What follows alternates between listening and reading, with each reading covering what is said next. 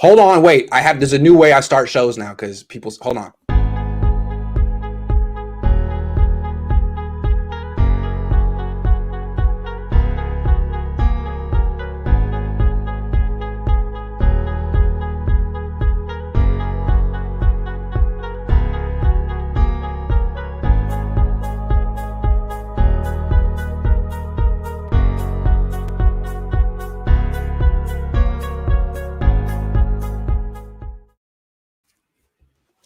Welcome to the first ever junior All 49ers Roundtable. Junior All 49ers Roundtable. I'm your host, Grant Cohn. These are, you guys, if you watch the Phone, you know who they are already. Benjamin Kamperman, Not Your Average Sports Kid, and Amin the Dream. The Phone's been around for about 6 months. These guys have been calling in like every weekend since it started, and they're brilliant. They're really smart. They're pros. They come in every weekend with something to say. They get in, they get out. They're some of the best callers. You guys already know. I don't need to say it. And so I figured let's step it up. Let's have a little junior roundtable because they're ready. And I want to hear what they have to say. OTA start tomorrow. There's stuff to talk about. But first, let's have each one introduce yourself. Ben, where you live, how old are you? What do people need to know about you?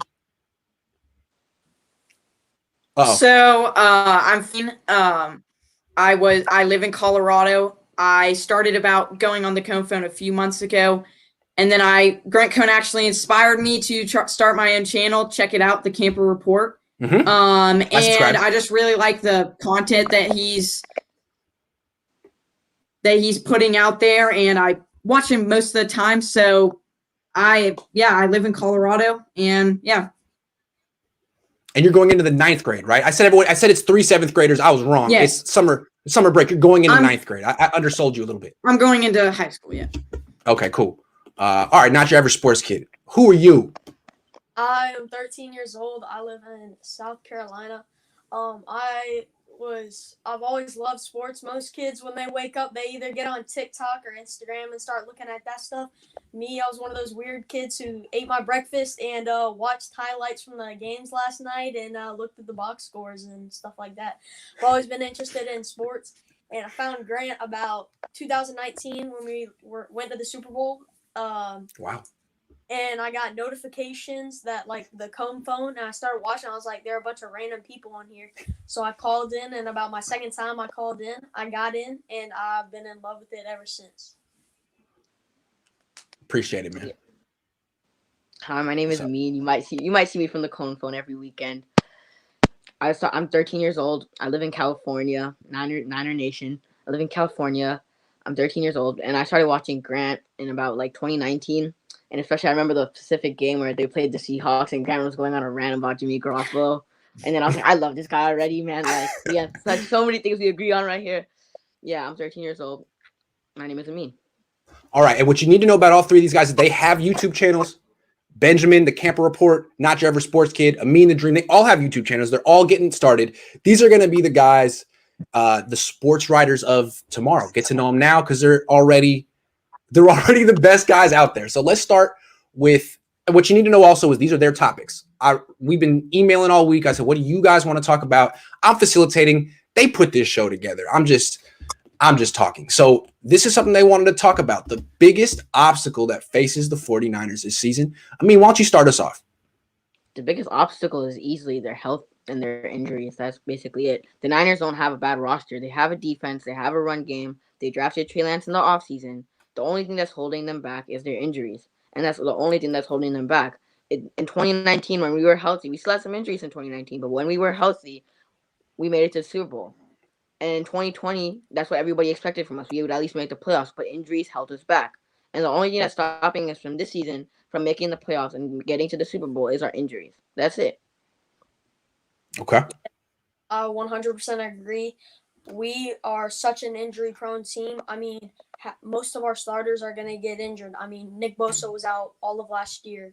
He got injured the first game. Jimmy Garoppolo got injured the second game. Deebo Samuel's bound to miss like 5 games. George Kittle's bound to miss at least 3 games. We are an injury-prone team.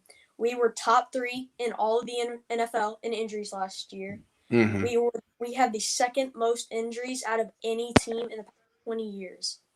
Oof. So past 20 years, the 49ers rank second in most injuries in all of NFL. We have so many injuries that I felt like in 2019 we could like contain them more and we could still work without them. But in 2020 they just came injury after injury, which just ruined us. Yeah. Ben.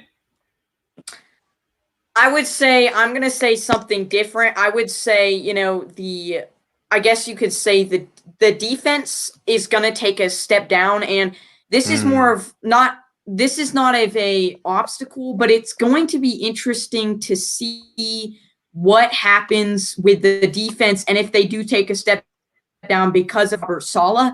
I think that's a legit point that you have to really get to. And the other obstacle is going to be, this was one that I was thinking of. Can Jimmy Garoppolo keep his confidence the whole season? Because he has it built up a little bit this season, but can he keep it the whole season? Because we want to sit Trey Lance as long as we can, and we mostly know that. So I'm fine with Jimmy Garoppolo starting the whole season, but can he actually stay confident the whole season?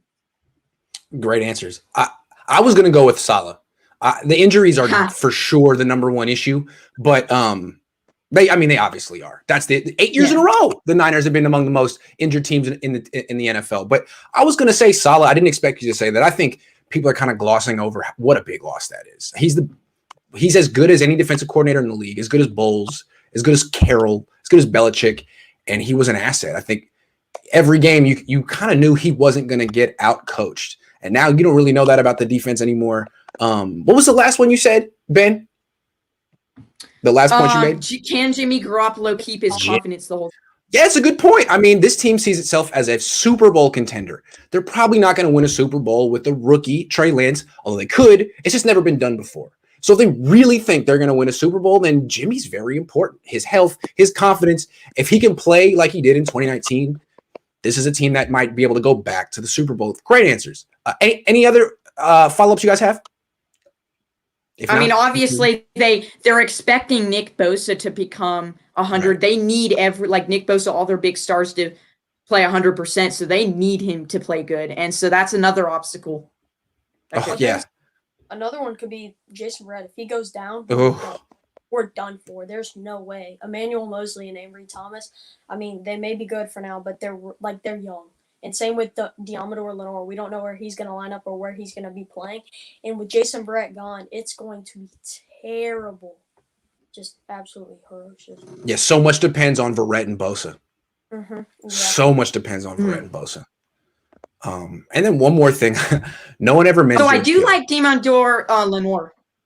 You do? What do you like about him? I just like his quickness. I think he could be a really good starter, but we need to see more of him. So, okay. All right. Let's move on to the next topic. The biggest ace up the 49ers sleeve. This is my topic. And you guys may not know about aces up sleeve. This is a card reference. It's like a secret that you have that's going to help you win the hand. A secret cheating ace up your sleeve. And it's like the opposite of the previous question. Not an obstacle, but something that's really going in the 49ers' favor that maybe most people, non-Niner fans, wouldn't think about. This is a tricky one. You go ahead. Take it however way you want to go. So most people would say dual threat quarterback, but I'm going to say a better O-line. Or no, the running game. The running game, I think, is going to be a scary running game because you have Trey Sermon now. He's going to be a breakout player. You have Raheem Mostert. And so times they're going to run it. You're going to see them run it like 45 times a game, like no joke. And since their O-line is better, I don't know if I know people think the 49ers running game is going to be very scary, but I think that's an important one to think about because it's going to be one of those things where we're going to be running it 80% of the time. I'd have to honestly say Dre Greenlaw. I felt like Dre Greenlaw, he's been underrated. Like people think of Fred Warner, so they're gonna want to probably go away from him and like try to focus they're gonna try to go more towards Dre Greenlaw's side.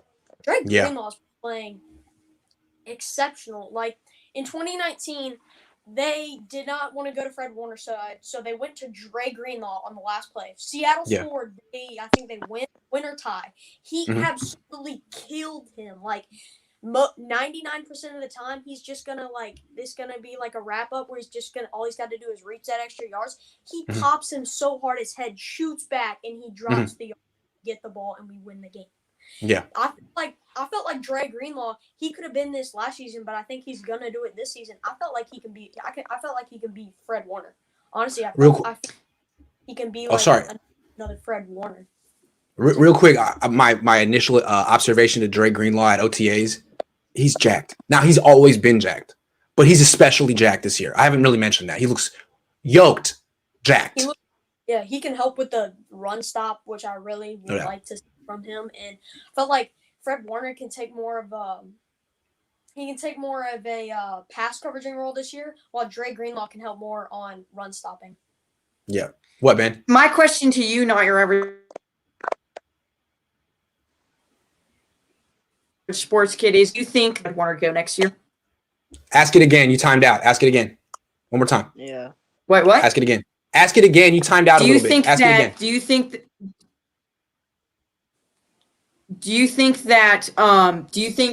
they think that Greenlaw is so good that they'll let Fred Warner go next year? No, because Fred Warner, he's the number one linebacker in the league. Amin sent this to me yesterday. Like, the top linebackers in the league, I'm looking at them. I'm like thinking, he asked me, do you think this list should be changed? It's like, he needs to be moved up. And I was like, Warner? No, he's better than him.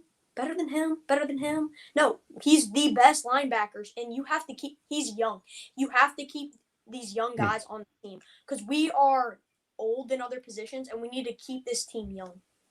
And that's a nice young tandem there, right there, reminiscent of Patrick Willis and Navarro Bowman, who I'm sure you guys remember. All right, what you got? I'm going to say Samson Ebukam. Last year, when Nick Bosa played in 2019, Eric Armstead led the team in sacks. Last year, when Nick Bosa was out, everybody double teamed Eric Armstead, and who came out and had the most sacks? Kerry Hyder. Kerry Hyder. This That's year, right. Nick Bosa's coming back. Eric Armstead's coming back. Samson Ebukam, and I don't know if D Ford's going to be healthy. D Ford's been injured for like the past few seasons. We gave him a huge contract. I know we reduced that contract, but I'm going to say Samson Ebukam. Nobody can expect Samson Ebukam to be good. Nobody expected Kerry Hyder to be good last year. But Kerry Hyder led the team in sacks. Samson Ebukam is going to come. Kerry Hyder left. Samson Ebukam is there. Nick Bosa and Eric Armstead are going to take the pressure off Samson Ebukam, and nobody's going to expect Samson Ebukam on. That's the ace up the Niners' sleeve. Nobody expects Samson Ebukam to do it. Great answer. And there's more with him. I mean, the Niners have been consistently beaten by quarterbacks who can scramble and extend plays. That's their kryptonite on defense.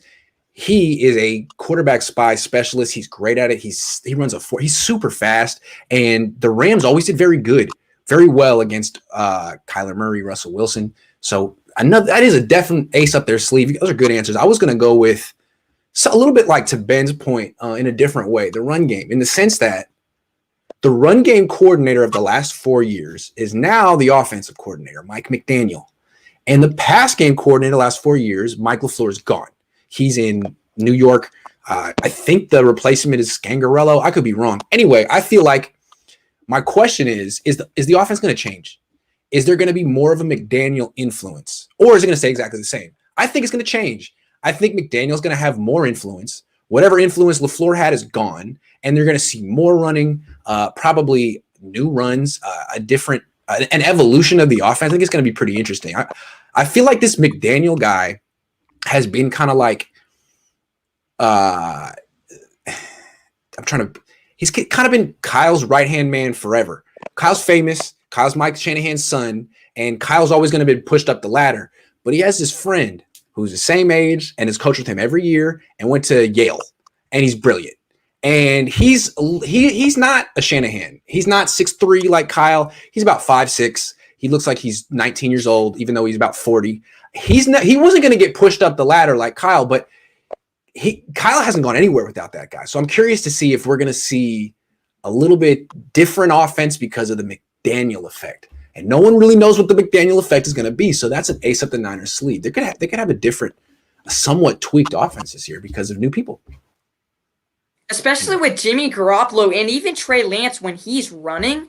They're gonna run it 55 times, or no, 45 times. Like that is, we're gonna see like 15 passes, 16 passes, especially with Jimmy Garoppolo. So yes, the offensive coordinator is the former run game coordinator. They're going to run as much as they can. If they have to pass 7 times in a game to win, I don't think they'll have a problem doing that. It'll be very interesting. Everett, very nice of you. Thank you very much. A little geld for the youth. We got some heavy, one quick big thing. spenders. One person. Tell me. One person in the chat was like, he has to be in Egypt. This is actually Colorado Western Slope. So hey, JQ Hart says this is genius, Grant. These kids bring up more logical input than these adult men that are Niners fans. LOL. I always feel like kids have a much more they can see the truth better. They don't have, all of society telling them how to think. And that's, I don't know if you kids watch South Park, but that's been my favorite show since I was about your age. And on South Park, the kids are always smarter than the parents. They're always more perceptive. They always have a better feel of what's actually happening in the world. I feel like these kids are a good example. Hopefully they're more respectful than the children on South Park. The Ethiopian kid. Oh, you don't know about South Park, man. All right, let's move on. Who is the what's his name? Oh, Starvin Marvin. Okay. Does Trey Lance like the media? This is an interesting question. It's Ben's question. It's something that I always wonder with football players and quarterbacks in particular, and young rookies, because I'm the media. And if he doesn't like them, he doesn't like me. And we're going to have some tough interactions. So Ben, what do you think? What's your initial impression from watching a couple of press conferences? I think that he's just tired. Like, I think this is the most interesting thing. I think he is tired of getting getting the same question. Now, I know you, Grant, do different questions, and he keeps answering the same thing. That's what I've noticed. And another thing, he's just tired. What does he keep getting asked, and what does he keep answering? Real quick, sorry. Wait, what? What does he keep getting asked, and what does he keep answering, in your opinion? Just like the playbook, or Jimmy, or like whatever, ask him something. So I think but also he's just tired of getting like tackled, or that's not the right word, but just compared to the two quarterbacks, Justin Fields, Mac Jones. And so I think he doesn't mind him, but no QB. I mean, the media can be sometimes annoying to some people. And I think especially because he has such a high bar of expectations, I think by the media, I definitely think that I don't think he likes them very much. So what you're saying is you're sensing a little annoyance with at least some of the questions he's gotten. Fair enough. What do you think, Not Your Average Sport Kid? Honestly, Ben kind of took my thing, so this may not be the best thing. But from what I'm looked at, I feel like I'm going to say no, but I feel like he's getting asked the questions he cannot answer. It's like people before the draft, they're going to get asked, like Saquon Barkley before the draft was asked, this is like every other player. What team would you like to go to? He's like, I'm happy to get picked by any team. I just want to play football. He can't answer that question. He's getting asked questions that he can't answer. He's not – one day will either look bad on himself or the organization won't let him. So it's just annoying him. Okay. I hear you. Yeah, I mean that's a good answer. My answer is going to be different. That is all right. Answer. My answer is going to be different because I don't think that many players like the media. Like, I wouldn't want to sit there and answer all these questions from the media and get drilled all these hard questions. Like, I don't think most players like the media. But I don't think Trey Lance doesn't like the media. I just think that it's not his favorite thing to do, to sit there and talk and answer all these questions. But I don't think he minds the media, right? Some of the media's questions are sometimes pretty tricky. And the media asks him, like Benjamin said, like they ask him these questions about Jimmy Garoppolo and the playbook. And he answered those questions. I don't think any player likes the media, but I don't think Trey Lance doesn't mind the media. Like, he doesn't mind the media. Like, he'll answer the questions. I don't think he dislikes it. But, yeah. Yeah, I think George Kittle likes the media, which is why I like him. He always has fun with it. And if he doesn't like the media, then I can't tell. He's just faking it in a very good way. But I keep coming back to Fred Warner with Trey Lance. Fred Warner I really like a lot, but you've seen him in press conferences, right? He's very businesslike. Does Fred Warner like the media, in your opinion?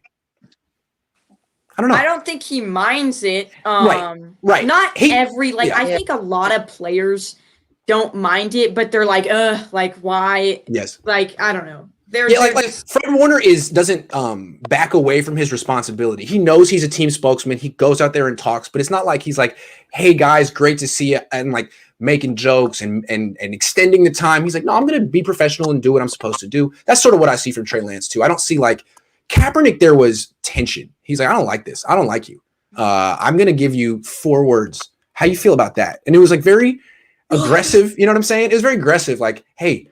Every answer was basically "screw you" in different words. It was like, okay, all right, okay. I don't get that from Trey Lance at all. It's not like, hey, I don't like you. It's like, I'll do it. I'm the franchise quarterback. I'll do it, but I'm not gonna like entertain you the way George Kittle would, which it's not his responsibility to. Yeah. He has to be very grown up and mature. I think he's actually doing it perfectly. If he does dislike the media, that would be disappointing because I'm going to have to spend a lot of time with this guy the next few years. But I want to say maybe this is different. But have you seen what's going on with that tennis player, the girl tennis player? She's in the French. I forget her name, but she's in the French Open, and she doesn't want to talk to the media, and they got upset, and she left. And what she's saying is like, look, I get anxiety. I don't like talking. And I don't really understand Gen Zers that well. That's your generation. But it seems like your generation is very in tune with mental health and anxiety and things like that. And you use those words. We didn't talk about that when I was at your age. So maybe this is going to be something we see more and more, athletes being like, you know what? It's not for me. And it actually gives me a panic attack. Like, please, I can't do this. And it's nothing personal. Maybe I don't see that from Trey Lance, but maybe we're going to see that more and more from young athletes. Yeah. Possible. I like talking. I mean, my dad loved talking, so I mean. Yeah, I think actually I think you actually would like it if you were drafted by the Niners and they're like, the press wants to talk to you. I have a feeling you'd be like, all right, man, let me just get my clip-on tie, comb my hair. I would get bored. I would get bored like sitting there after like all the Niners players, like what I've seen of all the Niners players that like the only player, like you said, George Kittle, he'll entertain the media. Most of the players, they'll talk for like 10 minutes. Or so, and then they're like, "Okay, I gotta go. I'll see you guys later." And okay, bye. Like, yeah, that's true. That's true. The players do. That's true. And to be fair to the players, most of the questions we ask aren't great. I mean, those press conferences, it's kind of like it's not the high point of anyone's day usually. Although sometimes you can make something happen. RMJ Motoring says these kids rock, articulate and sharp. Keep at it, boys. Soon you also will have a stinger. That's the truth. Great job, Grant, for all you do. Love this junior roundtable. What's up? Before I forget, I actually saw a stinger the other day. It's like you never heard of them, right? And now they're starting to pop up. Yeah, I did, and it was like at a wedding party or something. It was weird. Hey, what color was it? Dark red. Ooh, yeah, that's the main color. What'd you think? Did you like it? I got the blue one. I did actually. It's a little boxy for my taste. It's kind of big. It has so much horsepower. It's obnoxious, man. It's obnoxious how fast this car is. I love it. Arian A says buy some Chipotle for the kids. Great show. I would. Amin knows I got him anytime. These other two live in different states. We're gonna have to do something sometime. Maybe when you're in college. Yeah. Yes. All right. We got moving on. We're halfway through the show. The 49ers rookie who will have the best season in your opinion. Who's starting this one? Is this Amin? No. Sure. Yes? This is my question. Why don't you start? Why don't you start? Not your average sports kid. You haven't started yet. So, I'm going to say, honestly, Trey Sermon, because I felt like as a player coming into it, looking at how he played, I would say Ambry Thomas, but it is just a known fact that rookie corners in the NFL just don't do great. Like, look at Jeffrey Okudah from last year. He coming in was looking like he was going to play like a beast. He did not play great at all.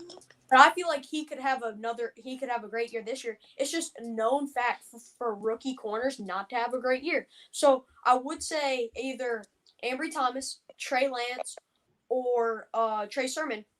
But I'm gonna say Trey Sermon because Jeff Wilson is out. Now he's gonna be the second running back. He's gonna learn from Raheem Mostert, and he's gonna get. You look at how Jeff Wilson played last year. It was Raheem would come in, probably get 15, 17 carries a game, and Jeff Wilson would get 10 to 8 carries a game. That's going to happen. And then when Mostert gets taken out of the picture, that's Wilson who's getting those 15 carries. With Wilson out, that's going to be Sermon. So he's going to be getting those 10 carries. He gets injured. It's 15 carries. Okay. A guy in the chat says, wasn't Okuda hurt? He was for like half of the season. He was. Yeah, that too. Also, someone in the chat saying that I'm a bad influence because you guys should be in school. Yo, it's June 1st, man. It's summer break. Come on. Okay. Somebody else said, Amin, just by the way, just start laughing, okay? Trust me. I make $10 if you laugh once in the show, but no pressure, man. No pressure. Ben, once you answer this question next, who's the Niner? Which rookie? That's a great Trey Sermon is a great answer, but this is a sleeper. Mexican, the guy that they recruited from Mexico. Yes, his name is his name Alfredo Gutierrez? Yeah, something like that. But yes. I like him a lot because the thing doesn't he play right tackle? He does, absolutely. So if he can get this is sleeper. This might not happen, but Mike McGlinchey, if he can get some healthy competition going there, I think maybe he has something in him. That's a sleeper. And then I always love Demondor Lenore. I think he's a great slot player. But yeah, Guerres or whatever his name is, I like him a lot because he's gonna give Mike McGlinchey a lot of competition to think about, and I think he could emerge. I mean, Daniel Brunskill was a undrafted free agent, wasn't he? Yes. So there's different guys that we've had success with, and doesn't take much to beat Mike McGlinchey. He does like Big Mike this year though. He is looking like he looks like medium Mike. I have a question. Sorry, you're up. You're up, baby. For you, Ben. I have a question for Ben though. The only reason I get he's a sleeper, I agree with that. But the only thing is that they drafted Aaron Banks so that both Michael McGlinchey and Aaron Banks, whatever Michael McGlinchey is good at, Aaron Banks isn't so good at. Whatever Aaron Banks is good at, Michael McGlinchey isn't so good at. That's why I think they drafted Aaron Banks, so then they could both help each other because they both played in Notre Dame together. They could both help each other develop and grow, and they could both work out in the off season. So that's why the only reason I feel like Mike McGlinchey is gonna keep that spot, and he is a sleeper pick, but I don't think he's gonna get that much playing time unless McGlinchey gets injured because they drafted Aaron Banks to work with McGlinchey and to be on that side with McGlinchey. So it's still a good sleeper pick. I haven't seen Alfredo Gutierrez play yet. I'm gonna be looking because he is huge. Who you got? Who's your guy? Who's your rookie? I'm gonna go with Trey Lance. Okay. Because someone needs to say this. All right, go ahead. Here's the reason I want to say Trey Lance. Jimmy Garoppolo's gonna get hurt again. See, that's exactly what I was gonna say, man. Oh man. Jimmy Garoppolo's gonna get hurt again. The fact that Niners tried to Jimmy Garoppolo's not gonna get hurt. Jimmy Garoppolo's gonna get hurt. I'm sorry. Probably, yeah. 2019.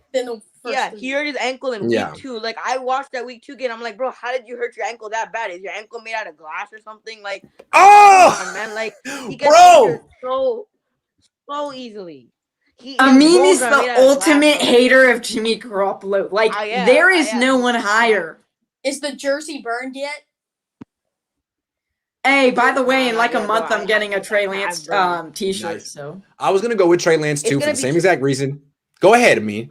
Go. It's gonna be Trey Lance. Trey Lance is gonna play, and Mike McDaniel's coming, right? Mike McDaniel's the offensive coordinator. You could use Trey Lance how the Ravens use Lamar Jackson.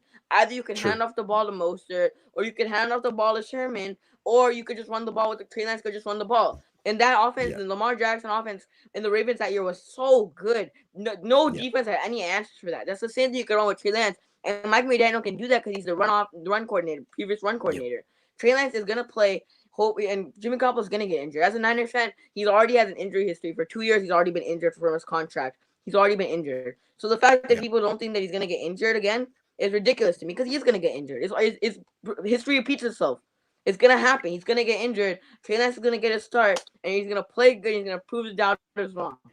You pulled a Chardall right there. It's ridiculous. It's ridiculous. No, I like. It's a great. You pulled it. You took the words out of my mouth. I was gonna say Chardall for the same. Oh no, sorry. I was gonna say Trey Lance for the same reason. Shout out Chardall. I hope you're watching, man.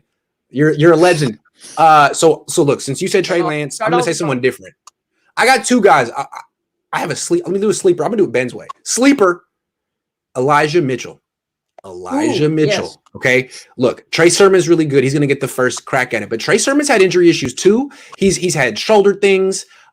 He could get hurt. And then Elijah Mitchell's gonna get his chance. And I've seen him. This guy is super fast, super duper fast. He could be a new little wrinkle in the offense. Elijah Mitchell is the sleeper. And then the guy that I think is gonna be in contention with Trey Lance. The question is, when is Trey Lance going to get in? Going to get in. If it's 7 games, he won't be the rookie of the year for the Niners, or he could be. But I think Aaron Banks is going to start 17 games.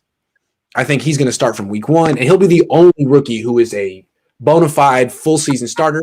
And I think he's going to have good PFF grades. Not that that matters. I think he's going to have good tape. I think he's going to help Mike McGlinchey and have an overall positive effect on the offense. So I think like Aaron Banks is here. Trey Lance could outdo him.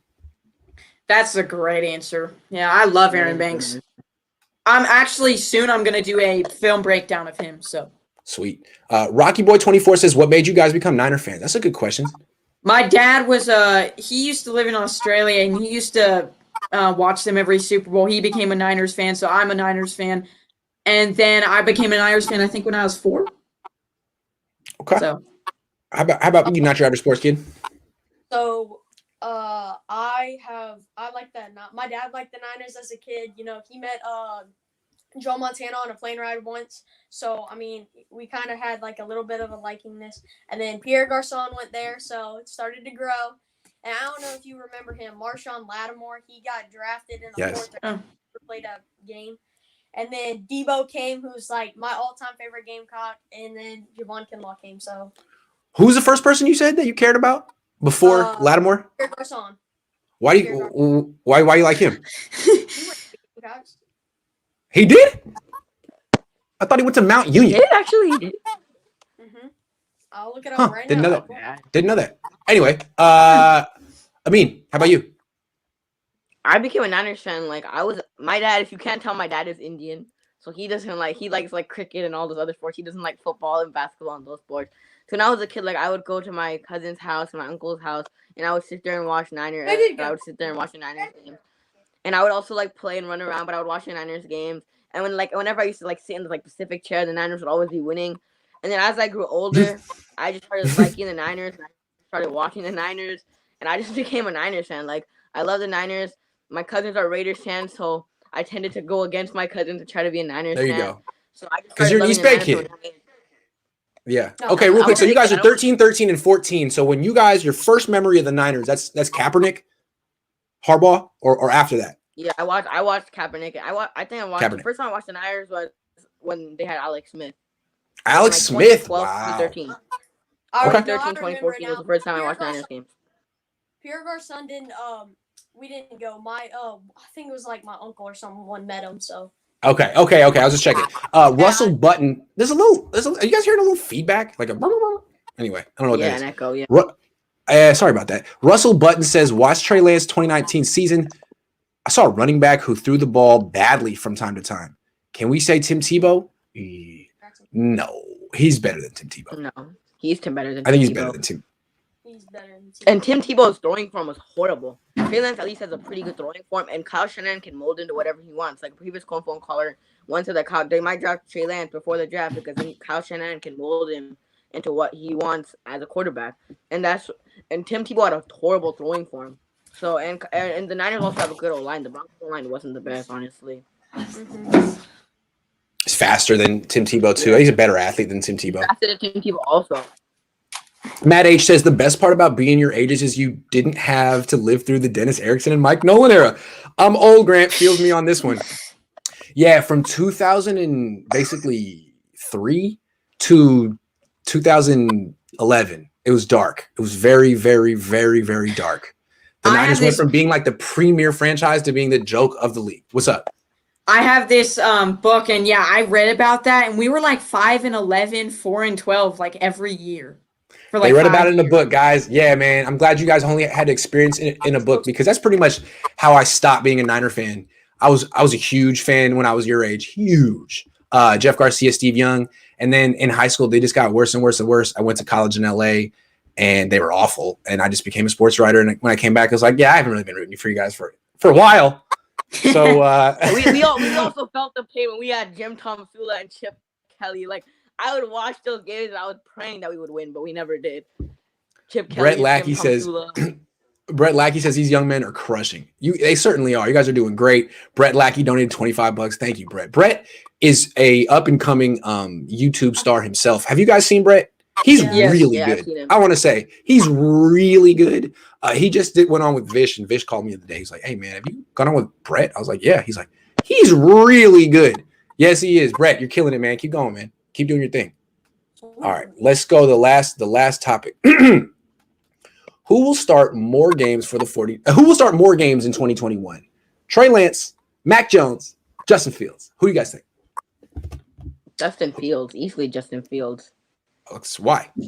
And Andy Dalton as quarterback, and I also heard the other day that they're gonna let Justin Fields compete for the job in Chicago.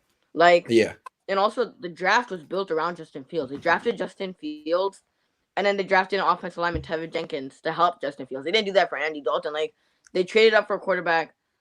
Justin Fields is gonna get the most starts. He's gonna play the most games. Andy Dalton isn't the starting quarterback. Andy Dalton was a backup last year. Andy Dalton hasn't had a starting job in a while. I think 2017 or 2016, he hasn't had a starting job since then. Justin Fields is easily going to play the most games. Like, Lance, Jimmy Garoppolo started. Jimmy Garoppolo's likely starting week 1. Jones, they're going to start Cam Newton over Mac Jones, I'm pretty sure. And Justin Fields is obvious because he has Andy Dalton as their starting quarterback. Nah. Justin Fields is more athletic. I'm pretty sure he's better than Andy Dalton. So I got to go with Fields is going to start the most games. Real quick. Hold on. Bonte Hill says these kids need their own podcast. I'm thinking of starting one. Hold on. Bonte Hill is watching this show. Bonte Hill does the morning show on 95.7 in the Bay Area. He does the pre and post game show for the Warriors on NBC Sports Bay Area. Bonte Hill is a superstar. All right. Bonte Hill is watching us right now. Shout out Bonte. You're the man. Thank you very much. You guys should feel real cool, man. This dude is a star. And you guys are stars as well, Bonte. They do have their own podcast. They're on YouTube. I'm getting them started, baby. Thank you, Bonte. All right, sorry for interrupting, but I thought you guys would think that's pretty cool. I'm always a little starstruck when I see Bonte, so I think it's kind of cool. Anyway, all right. So Ben, you were going to ask a question about the Bears. So, here's the thing: do the Bears still have Nick Foles? Nah. Where the hell is Nick Foles? Let me ask you. Let me hold up. Foles. Even if Nick Foles is on the Bears, Nick Foles didn't work out. Yeah, he is. He is. Okay, well, I was going to say Justin Fields, too. Okay. And I can make a good case for it, but I guess it's your turn, not your average sports kid, so I'll do it later. Honestly, I feel like Fields isn't ready, and I would say Lance isn't ready. I wouldn't say any of these guys are ready, but the thing that takes Mac Jones out of this is that they signed Cam Newton to a $12 million 1 year, $12 million deal. So I think they'll keep him for this year and let him play this year. And then I'd say Fields. The problem was Andy Dalton. He came in and he didn't play bad. He won like some hard games. Like the Eagles, when they got Jalen Hurts, I hate to say it, they didn't play bad at all. Like they put up a good fight. They put up a good fight against the Packers. Put up a good fight against the They beat the Saints, didn't they? They may have beat the Saints. They put up a great fight. They put up a great fight against the Cardinals, and they put up a really good fight against the Cowboys. And Andy Dalton was on the Cowboys when they played, and he was throwing dimes. He was playing pretty good. And I felt like none of these guys are really ready to play. And I feel like Fields is going to come in when he's ready. I feel like Lance is going to come in when Jimmy gets hurt. Definitely. Which will be early in the season. Okay. I mean, I think I'm going to make a case for Justin Fields. I think that Jimmy G, even though he could start, like, this question is who will start more games. Mm-hmm. Jimmy G, I think, is at least going to make it till week 8. You also have, I don't know, but Cam Newton, like Mac Jones, that's Cam Newton. Why are you guys wishing that upon him? I hope he has all the best season. That's the thing. Like, I do not want a Trey Lance to start right away. But anyways, Cam Newton, I think he's set up to be the starter, and the most you could see out of Mac Jones is like 4 games.